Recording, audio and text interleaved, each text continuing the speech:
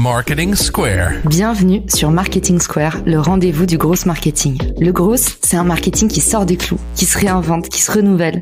C'est aussi un mindset qui repose sur l'envie de se dépasser, de se détacher de ses opinions une bonne fois pour toutes et d'apprendre en continu. Si tu te reconnais dans cette description, que tu sois débutant ou expert, abonne-toi. Ce podcast va devenir ton meilleur allié.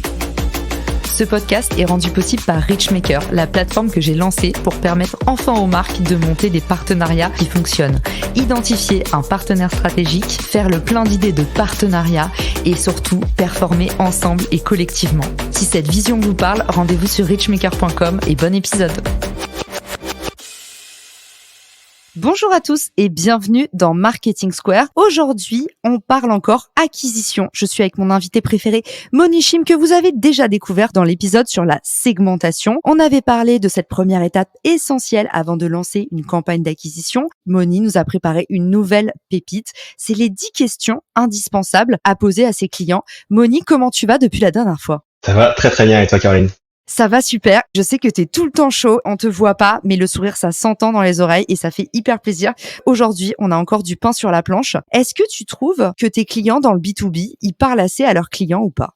Non, ils ont peur de parler à leurs clients, que ce soit des marketeurs ou des sales. Ils n'ont pas envie de le faire. C'est pour ça que à chaque fois que je démarre un nouvel engagement avec un client, je leur demande de dresser un profil client idéal, ICP, Ideal Client Profile, en anglais. Ils font un super brainstorming pendant 2 heures avec les différentes équipes et ils disent ok, voilà, notre profil client idéal, c'est ça, et du coup c'est bon, maintenant on est prêt à partir. Ce profil client idéal, ou ce persona comme certains peuvent l'appeler, c'est un petit peu différent, c'est bien de le faire, c'est un point de départ, c'est cool, on donne des hypothèses, mais il faut faire beaucoup plus pour avoir un vrai profil client idéal. Du coup, Moni, tu nous as mentionné ICP et Persona, donc Ideal Customer Profile et Persona, c'est pas tout à fait la même chose. Est-ce que tu peux nous donner la nuance entre les deux ? Selon moi, l'ICP, ça contient le persona. Souvent, le persona, en fait, c'est très focalisé sur la personne, sur le type de personne, alors que l'ICP, c'est sur l'entreprise et le comité d'achat. Ça va vraiment plus loin que le persona. Quand on est en B2B, le comité d'achat, en fait, c'est pas juste la personne qui arrive et qui va dire « Ok, je vais acheter ». Il y a toute une chaîne de décision, il y a plusieurs personnes qui vont intervenir. Il y a 4 types de personnes dans un comité d'achat. Premièrement, il y a le champion. Le champion, typiquement, c'est la personne que tu rencontres dans ton call de découverte, c'est la personne qui fait les recherches et qui essaye un petit peu de pousser ta solution auprès de ses collègues. La deuxième personne, le décisionnaire. Donc souvent, c'est le N+1, N+2 du champion. C'est la personne qui va, à la fin, décider si on y va pour le deal ou si on refuse le deal. Troisième type de personnes, ce sont les influenceurs. C'est des gens qui ne sont pas dans la validation du deal, ils n'ont pas un vrai pouvoir de décision, mais par contre, ils ont quand même leur mot à dire. Et typiquement, ce sont des gens qui vont pousser le deal. Je vais donner un petit exemple. Supposons que tu as une solution qui permet aux entreprises industrielles de diminuer la pénibilité au travail. Les opérateurs, ce sera des influenceurs. Ce sera des gens qui vont être motivés pour qu'on achète cette solution-là et donc du coup, tu vas peut-être faire des pubs envers ces personnes-là. C'est vrai qu'on oublie souvent ces gens-là. Et enfin, le 4e type, ce sont les bloqueurs. Les bloqueurs, c'est l'inverse des influenceurs. C'est les gens qui disent « Ouais, cette solution-là, non, c'est pas intéressant. Donnez-moi ce budget à moi et je vais faire des choses plus intéressantes avec. » Tu l'as dit, c'est assez intimidant de parler à ses clients. Alors du coup, comment est-ce que tu poses le cadre ? Combien de personnes on interview ? Est-ce que tu peux nous raconter comment est-ce qu'on fait le setup idéal ? Moi, je conseille d'interviewer 10 personnes, 10 clients existants. En fait, ce que tu dois faire, c'est leur demander une interview de 30 minutes en Zoom en échange d'un cadeau qui aura de la valeur pour eux. Ça peut être une remise sur ton produit, ça peut être un mois offert, ça peut être un certain cadeau. Tu vas juste leur envoyer un mail, leur passer un coup de fil pour leur proposer ça. Et derrière, tu vas enregistrer l'interview parce que tu ne dois pas être en train de taper sur ton clavier pendant que tu fais l'interview. Parfait. Et du coup, on est tout oui. On a hâte de connaître les fameuses 10 questions à poser. La première question, ce sont les déclencheurs. Essaye de revenir dans le temps. Qu'est-ce qui a fait ? Qu'est-ce qui s'est passé dans l'environnement ? Qui a fait que tu nous as consulté la première fois ?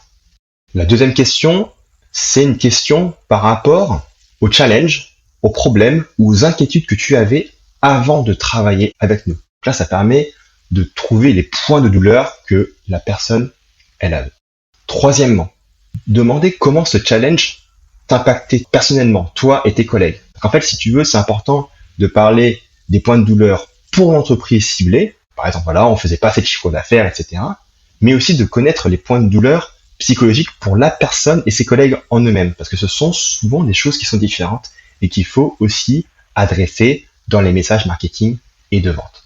Quatrièmement, quels ont été les résultats business obtenus suite à notre collaboration? Qu'est-ce qu'on vous a apporté?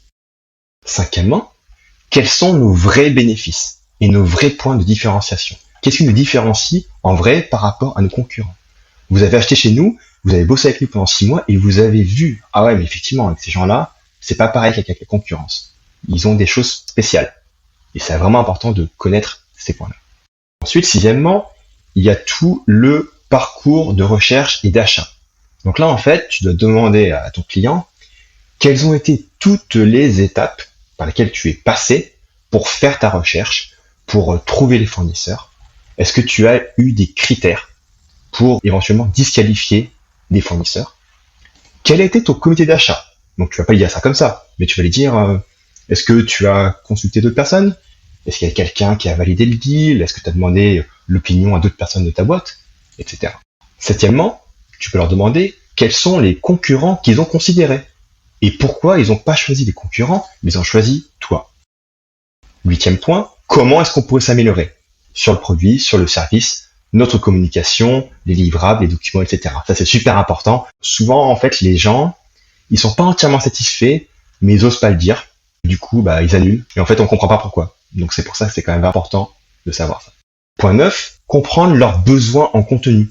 Donc, tu vas leur demander, c'est quoi vos formats favoris? C'est quoi vos sujets favoris? Et par rapport à notre expertise, donc par exemple, tu es une boîte logistique, tu vas dire, ok, par rapport à l'univers de la logistique, etc., ou du transport, est-ce qu'il y a des points particuliers qui vous intéressent, sur lesquels vous aimeriez en savoir plus?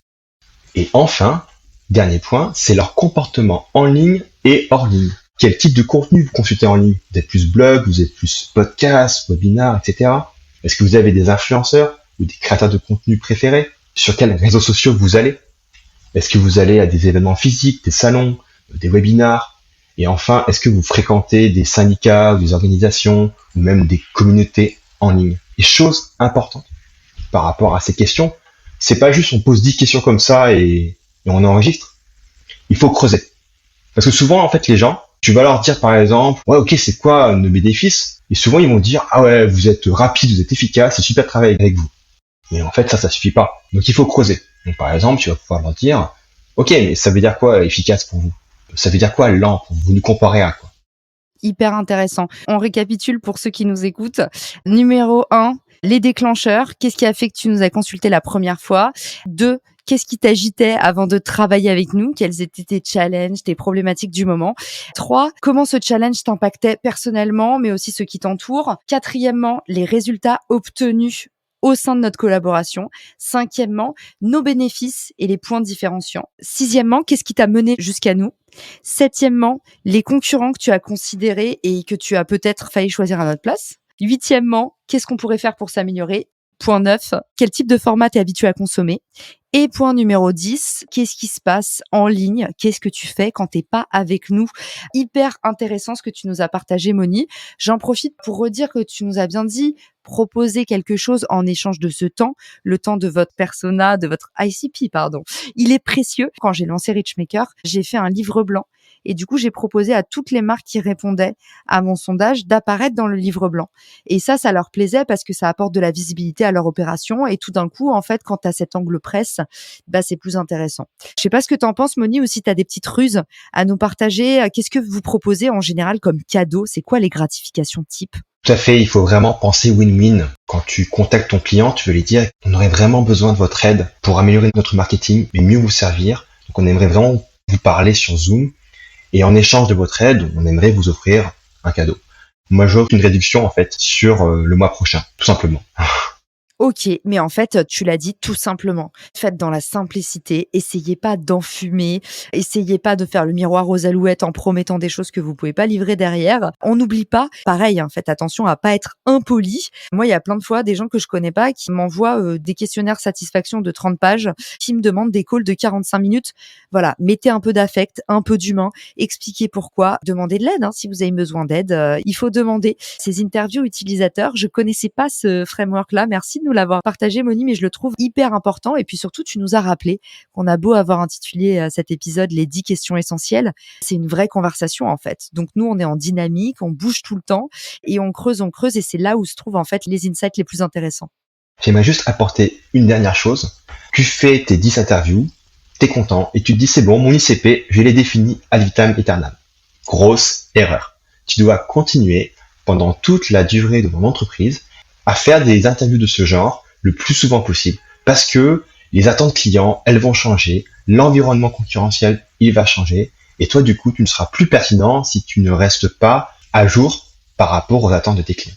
Ce serait quoi, du coup, le bon rythme selon toi, Moni? Est-ce que c'est un pic de chiffre d'affaires? Est-ce que c'est tous les 3 mois? Est-ce que c'est tous les 6 mois? C'est le bilan annuel? Qu'est-ce que tu recommandes pour remener ces enquêtes utilisateurs? Je pense que toutes les boîtes sont différentes, donc ça va être difficile pour moi de dire ok, il faut absolument faire d'une certaine manière. Moi, je dirais au moins tous les 3 mois. Au moins tous les 3 mois. Ok. On l'a pas mentionné en début d'épisode, mais une des croyances limitantes qu'on a aussi, c'est « Ah non, mais ça c'est bon, on l'a déjà fait ». Comme si c'était une case à cocher qu'on avait écouté ses clients une fois à un instant T. Mais souvenez-vous, il y a 6 mois, est-ce que vous aviez les mêmes besoins que maintenant? Pas du tout. En tout cas, pour ma part. Merci Moni de nous avoir livré ces essentiels business.